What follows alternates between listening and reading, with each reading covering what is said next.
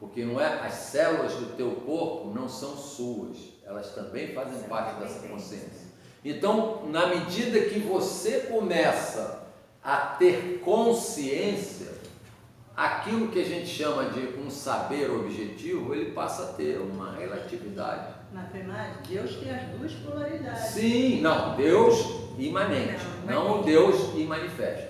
Você tem que fazer a diferença entre o Deus imanifesto, que a gente explica pelo Fiat Lux, que foi o que ele se manifestou primeiro, e depois o A1, em que ele acaba em OM. Você não canta você acaba em OM. Por quê? O OM é o imanente. O imanente é que tem polaridade. Tanto que o gênio Emmanuel, que a gente chama de anjo da paz universal, ele é só positivo. Explica melhor essa questão do imanente, isso para mim é uma dúvida ainda. Imanente é o seguinte, imanifesto, você tem que falar no criado e no incriado. Não importa a dimensão que você tenha, até onde vai, em que dimensão esteja, ou seja, em que padrão vibracional está, né? Infinito. Quando você fala do Deus imanifesto, você está se referindo ao eterno e infinito. Eterno em termos de tempo, infinito em termos de espaço. Mas não há polaridade. Não tem polaridade, porque ele está no todo. Ele não tem a necessidade de um polo ou outro para existir. Agora, quando você tem ele se transformando naquilo que é matéria, se manifestando, por isso que se chama manifesto, em que ele é como a gente mais ou menos fala. Aqui pra gente na tridimensionalidade. Aí é manifesto. É o OM. Então. Aí você tem o OM, que são os 72 gênios guardiães da vida, que a gente chama de. Por isso gênios. a gente tem que ficar vibrando lá. Vibrando os lados para você, não é para você ficar positivo, para você equilibrar. Porque o grande lance é o equilíbrio. Porque se você também disser que está totalmente positivo, você está fora do... Mas essa é a questão aqui desse mundo que a gente vive. A gente tem que equilibrar, porque você vive por que a gente fala assim? Vive na matéria e da matéria. De Hermes, né? Fala. Vive na matéria e da matéria, mas não pode viver para a matéria, e sim para Deus. Quer dizer, mas é isso que a gente está discutindo aqui. A gente está discutindo na tridimensionalidade, no campo que nós estamos, né? Aqui na Terra, que é um planeta da guerra, né? Gaia, na tridimensionalidade, esse Deus tem as duas polaridades. É por isso que a sociedade tem que estar o tempo todo se equilibrando. Mas por que esse Deus? Não é esse Deus, é a parte individual do indivíduo que tem Deus dentro dele, do mesmo jeito que existe no todo. Então, quando você tem essa consciência, você passa a ter a consciência do seu poder. É por isso que a fé, quando você tem essa consciência, você não tem medo. Quando você tem consciência divina, você não tem medo de nada. Você, vou enfrentar uma tempestade que for, mas eu estou numa boa. Entendeu? Então, a gente vai viver, né, a nossa totalidade dentro da nossa individualidade. Entendeu? Então, isso aí é uma questão assim muito... Mas eu queria botar uma observação. Eu acredito tanto nisso, isso é tão real para mim, não é? Isso aconteceu na minha vida mais de uma vez e que me trouxe para cá. Para mim, fé é uma coisa assim que você vê tudo parar e você está vivo. Foram mais de 2 experiências na minha vida. Então isso é muito forte porque não foi ninguém me falando. Isso realmente existe. Então para mim foi assim. Vou dar um exemplo prático que me aconteceu hoje. Tudo bom? Eu tomei um tremendo tombo. Como diz a Carmenta, eu estava meio abestado. Eu fui olhar para não sei o que, estava carregado com peso aqui, aí a calçada estava mais alta, né? Eu podia ter pensado, pô, que azar, olha, que sorte, estou vivo. Então, levantei rápido e aí fiquei ralado aqui, estou todo ralado. Então, esse negócio é você pensar de outra maneira. Porque se eu tomei aquele tombo é para eu prestar mais atenção. No mínimo. Então eu não vou achar que foi um espírito, é o azar, olha, não sei o que, do azar, né? Quando você entra nessa, você vibra o negativo. Eu falei, pô, legal, tô vivo. Levantei, pô, a energia toda, aí tá uma dorzinha aqui, mas que vai passar, mas não tomo remédio. Então, aí vieram as duas aí, me passaram, tem que lavar nada, faça uma água oxigenada só para tirar aqui e acabou, ó, tá, daqui a pouco tem uma casquinha aqui, ó. Entendeu? Então, a gente tem que pensar no positivo. Ela tem um problema da filha, vai lá. Seja sempre bem-vindo. Mas esse pensamento que você coloca é fundamental. Então, a visão podia ser, pô, eu tô azarado, tomei um tom. Como é que pode um cara como eu tomar um tom? Né? Você vai achar que você não pode tomar tom. Não é assim que a gente fala, pô, que tô pagando um mico, olha, o cara desse tamanho estatelou. Eu não tenho essa, porque eu não deixo esses pensamentos tomar conta. Eu levantei logo, aí veio uma pessoa, queria ajudar, não sei o que. Então eu falei, obrigado, legal, muito obrigado, agradeci a gentileza que a pessoa veio de lá, mas quando ela veio eu já estava andando para frente. Aí eu que me encontrei com ela, se eu fosse esperar ela me levantar, é porque estava mal. Então, se eu me levantei logo, é porque está tudo bem. Então, é aquele negócio, o homem só tem força para se levantar quando ele cai. Então, esse é o sentido que a gente tem que dar na vida, exatamente estarmos conscientes da presença divina. Deu para entender? Tem alguma dúvida? Essa consciência é consciência, não é saber. Porque quando você tem o saber, você aprende a palavra, isso, aquilo, a matéria lá. Você aprendeu a ser engenheiro, aprendeu a construir um prédio, você é médico, aprendeu a fazer operação. Essa consciência maior, então, é desse Deus imanente. Do Deus imanente e do Deus imanifesto. Porque eu não estou só, eu sou Deus. Eu sou todo. Eu sou o todo, eu sou parte do todo com as características do todo. Olha só como é que inverte tudo. É complexo. Aí, ó, não tem negócio de autoestima baixa, não tem esse negócio. Você me vê com autoestima baixa, acho que eu devo estar com uma dor de cabeça também, que eu comi alguma coisa errada, porque eu exagerei, não dormi direito. É sempre alguma coisa que eu fiz. Chega aqui. Fechando. E o Deus do On é o qual? É o outro? É o imanente e o manifesto? E manifesta. Entendeu? Mas eu queria perguntar um negócio que foge a isso que está aqui. Uma pergunta logo antes que no a senhora chegue para me expulsar. Não, que está no Porque 29. vai estar na hora da sessão, ela vai correr para me Ei, que expulsar. está no 29. Aqui na folha, no número 29. Como reconhecer um mestre ascensionado? O mestre ascensionado, a gente entende, porque é tudo uma questão de semântica. Então a gente chama de mestre ascensionado aquele que já atingiu um padrão vibracional de tal ordem que ele já não tem mais o fator matéria para poder incorporar no médico, por exemplo. Ele não incorpora, aí ele se interliga. Né? E aí a gente não sabe definir com clareza quem é que pode ter a capacidade de interligar e quem não tem. Porque às vezes ele recebe por intermédio de outros médicos. Por exemplo, a gente fala em Kalel, né?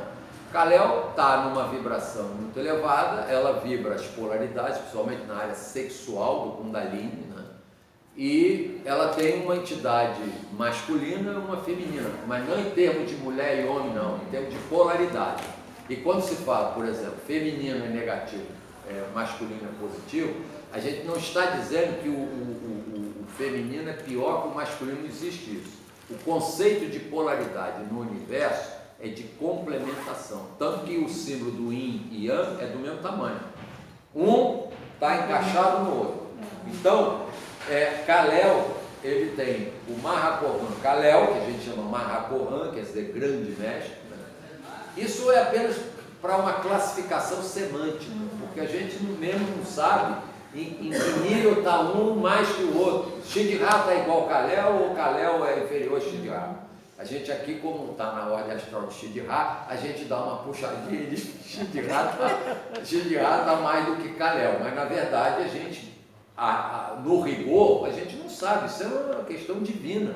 Seria muita pretensão nossa querer definir a hierarquia dos mestres. Eu não sei dizer, entendeu? Exatamente, a gente tem uma ideia daquele que nos vem, que aparece, que nos dá o ar da graça, né? E depois que são muitos mestres, então a gente não tem também que limitar alguns, né?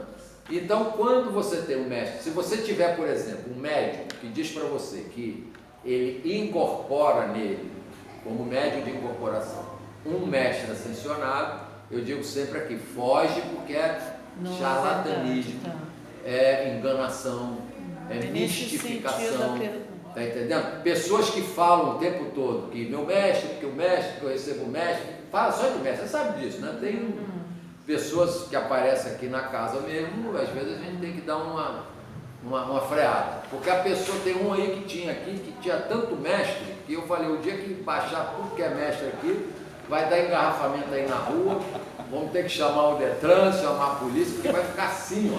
Você tinha mestre o tempo todo dia tinha um mestre. Meu mestre. Olha, meu mestre está dizendo que você é assim assado. Quer dizer, se é mestre, já começa por aí. A definição do mestre é que, antes de tudo, ele respeita o seu livre-arbítrio. Ele jamais vai te dar uma consulta sem você pedir. Ele não vai chegar, ó, você está precisando de uma coisa, você tem um probleminha aí a pessoa olha, e esse cara deve saber bem. Aí vem e abre. Aí geralmente é assim, você abre com alguma coisa que você manifesta. Aí ele aí é mole, porque essa psicologia de enganação tem mole. tanto. Ele pega um detalhe e vai te puxando, daqui a pouco você contou a vida toda dele e vai sair dessa consulta dizendo para os seus amigos e amigas, né? Que ele sabe o médico, ele adivinhou tudo da minha vida. Mole!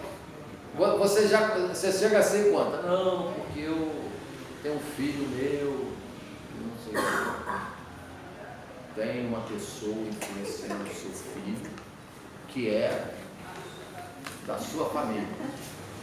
Aí você fala, bem que eu desconfiava, aí você já culpa aquela pessoa que você já ficava cabreiro com ela, que não tem nada a ver, ele chutou, porque toda a família tem, olha só.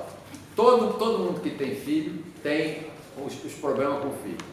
Todo mundo que tem família tem aquele que é um capeta, aquele que é um anjinho, aquele que é o contestador, aquele que é o puxa-saco dos pais, aquele que é isso. Ovelha negra. Ovelha negra tem de tudo. Aí o cara, sabendo disso, ele chuta uma coisa. Mas ele não diz que é da família assim diretamente. Pode ser do seu ambiente de trabalho, da sua. Aí você no ambiente de trabalho já vai botar. Aí você já vai olhar. Esse cara quer tomar meu. Olha, você abre o olho que tem uma pessoa no seu trabalho que está de olho no teu carro. Qual é o cargo em qualquer empresa que o outro não está de olho? Que você não tenha 30 querendo tomar o teu lugar e puxando o teu saco? Mas ele diz isso. Que desconfiado. Aí você começa, aí você solta. Quando você solta, deixa eu olhar aqui. Ele faz, bota aquela cara, fecha assim, ó. Ele não quer saber se o pobre coitado lá não tem nada a ver, mas você que cismou, mas você contou para ele. E aí daqui a pouco você vai chegar na empresa, vai contar para todo mundo que o fulano. Você foi no fulano de tal, foi no pai de santo, foi não sei aonde, aquele fulano de tal está ferrando todo mundo da empresa. E vai espalhar isso aí. Você está me entendendo? E por quê? Porque não existe mestre ascensionado que faça isso. O mestre ascensionado, ele respeita a casa dos outros. Nenhum mestre ascensionado de qualquer prática religiosa vai chegar na ordem da coroa e alterar os rituais, que são padrões energéticos, que não é o ritual que leva a Deus, é a fé e o amor no coração. Então, o ritual te conduz a um canal de luz. Só isso. Se você estiver tão evoluído que não precisa do ritual, você não precisa fazer ritual nenhum.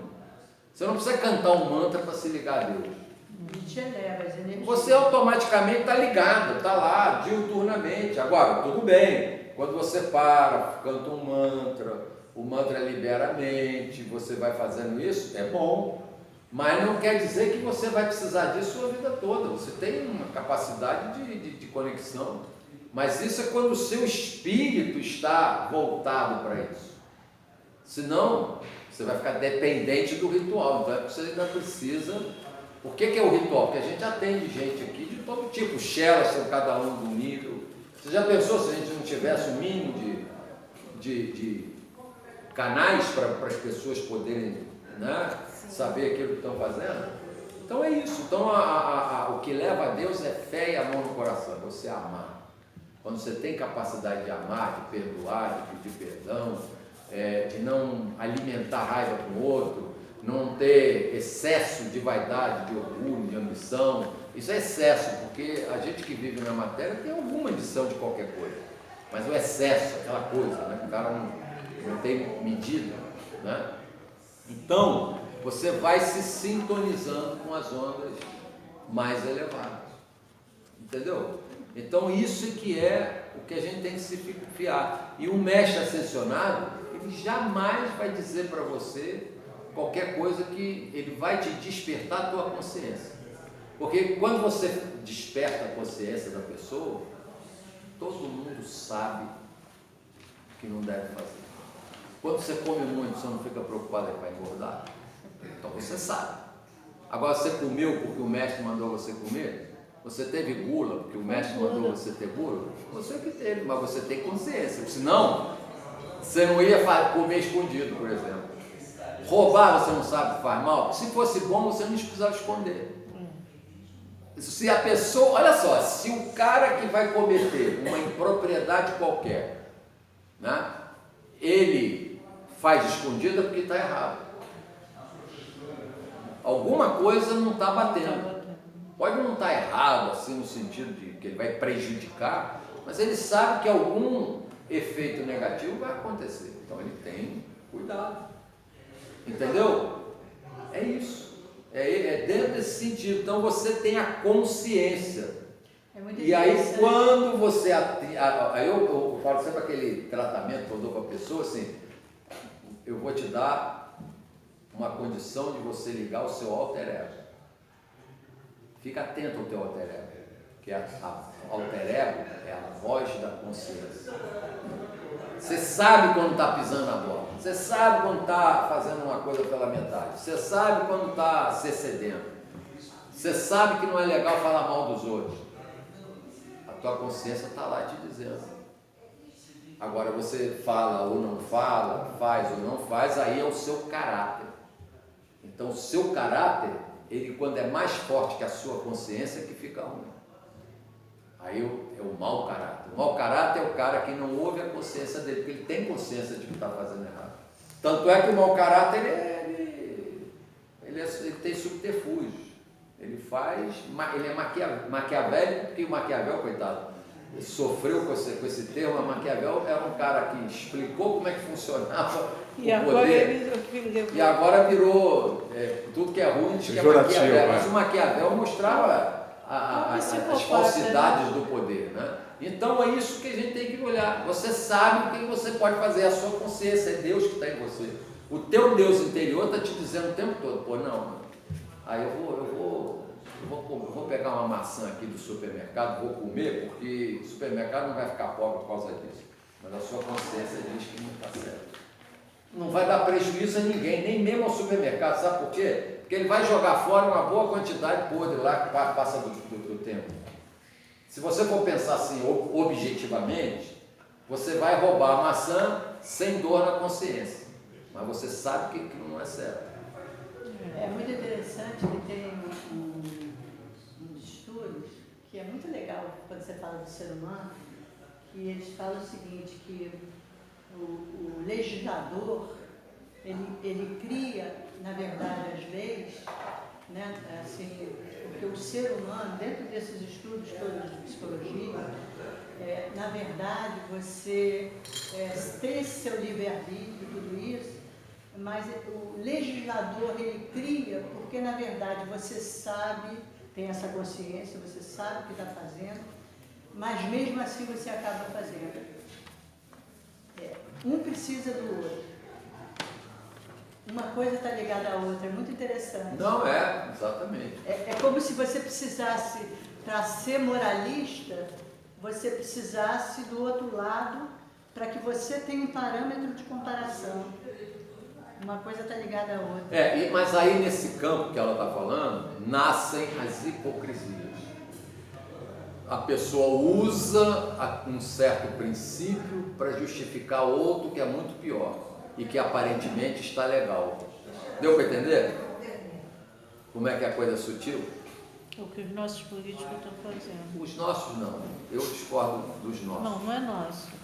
Os políticos. Não, também não são os políticos. Então são o quê? Alguns políticos. Alguns, tá. Porque esse é um princípio que espiritualmente a gente não pode Não pode concordar. falar. Quando a gente dá Alguns. assim, todos são assim, Não pode todos são generalizar. assim. Mas esse discurso é o Eu tenho mania de discurso falar daqueles todos. que querem nos mas colonizar, não quer que a é. gente fique falando. Verdade. Porque político, por pior que sejam, são necessários. São necessários. O Estado, por pior que seja, é necessário. E nunca na história da humanidade nós deixamos de ter Não pode políticos e Estado. generalizar. O que muda são as formas de governo, os sistemas econômicos, as questões sociais e tal. Mas há um governo, há um Estado, que não tem como a sociedade se organizar. Sim. Você Aí só é consegue quando uma você sociedade fala, sem político e sem Estado Precisa disso. nos índios, que formam sociedades pequenas, em que o chefe da tribo está lá com todo mundo, todo dia, toda hora, é como um condomínio. Um condomínio você pode ter o síndico e não ter mais nenhuma estrutura, porque todo mundo está se vendo, todo mundo está vendo o que o outro está fazendo, todo mundo está se fiscalizando, então você consegue. Agora, uma organização de um país, por menor que seja, tem que ter Estado, tem que ter político, e quando você faz o teu discurso, calibra esse teu discurso, sabe o que você está fazendo? Eu não posso Você falar. você está destruindo, sem essa intenção, a institucionalidade. A institucionalidade, nós não podemos dizer que todos os juízes são pilantras, todos os advogados Não são. são. Estou arrasando, tá vendo? Falei que ela Que ela vinha. Namastê para todos. Foi ótimo. Sejam bem-vindos.